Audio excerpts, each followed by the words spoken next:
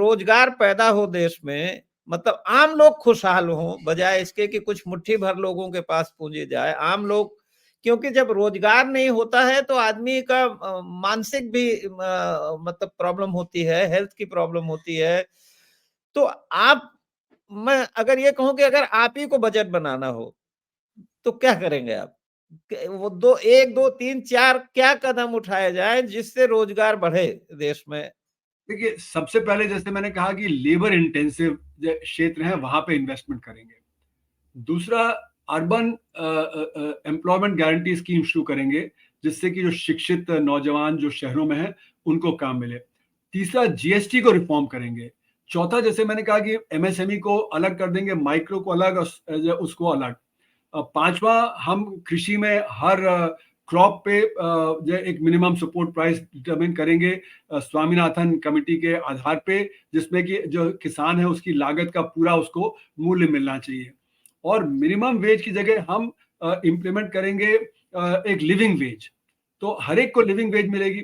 अब किसान को लगता है कि अगर मैंने तनख्वाह बढ़ा दी वर्कर की तो मेरा प्रॉफिट कम हो जाएगा, लेकिन हमारा कहना है कि नहीं, क्योंकि जो हम मिनिमम सपोर्ट प्राइस डिक्लेयर करेंगे वो लिविंग वेज के आधार पर करेंगे, ना कि मिनिमम वेज के आधार पे।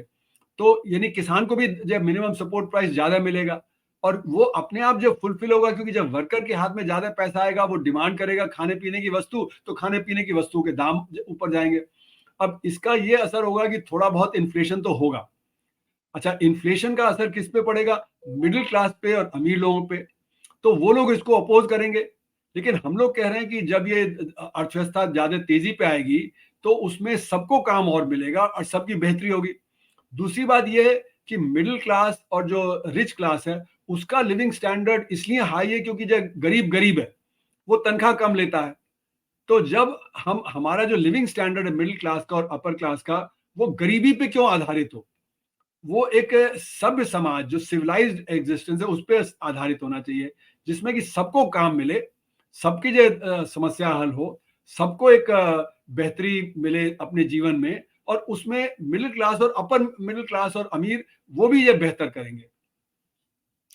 एक आखिरी सवाल मेरा ये है कि आज इंडस्ट्रियलिस्ट ये कहता है कि साहब बेरोजगारी तो है, लेकिन लोग एम्प्लॉयबल नहीं है, मतलब इंजीनियरिंग की हाँ, भी डिग्री लेके आ रहे हैं, पॉलिटेक्निक भी ले आ रहे हैं, ग्रेजुएशन भी है, तो उनके अंदर स्किल नहीं है। तो उसके लिए क्या किया जाए?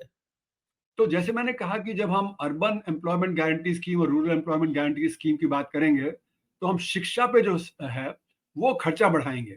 अभी हमने कभी 4% जीडीपी से ऊपर खर्च नहीं किया पब्लिक एजुकेशन पे, उसको हम 6% और 6 से ऊपर 10% तक भी कर सकते हैं। उसी तरह स्वास्थ्य है, उसमें 1.3% से ज्यादा हमने पब्लिक हेल्थ पे नहीं खर्च किया, हम उसको 3% या 5% बढ़ा सकते हैं। तो यहाँ पे शिक्षा है, स्वास्थ्य है, ये जो दो चीजें हैं इससे आदमी की प्रोडक्टिविटी बढ़ती है और इसमें जॉब क्रिएशन होता है, क्योंकि ये लेबर इंटेंसिव एरियाज हैं। तो यहाँ पे अगर हम करेंगे और लेबर इंटेंसिव एरियाज में जैसे कि जो हमारा कंस्ट्रक्शन प्रोजेक्ट्स वगैरह हैं, छोटे छोटे जो प्रोजेक्ट्स हैं जो गाँव के हैं, जैसे सिंचाई के हैं, बाकी सड़कों हैं वगैरह, तो उनमें हम कैपिटल इंटेंसिव ना करके लेबर इंटेंसिव जो है करेंगे। तो इससे हम एक नीति अपनाएंगे जिसमें टेक्नोलॉजी को सोशली रिस्पॉन्सिबल वे में इंट्रोड्यूस किया जाए।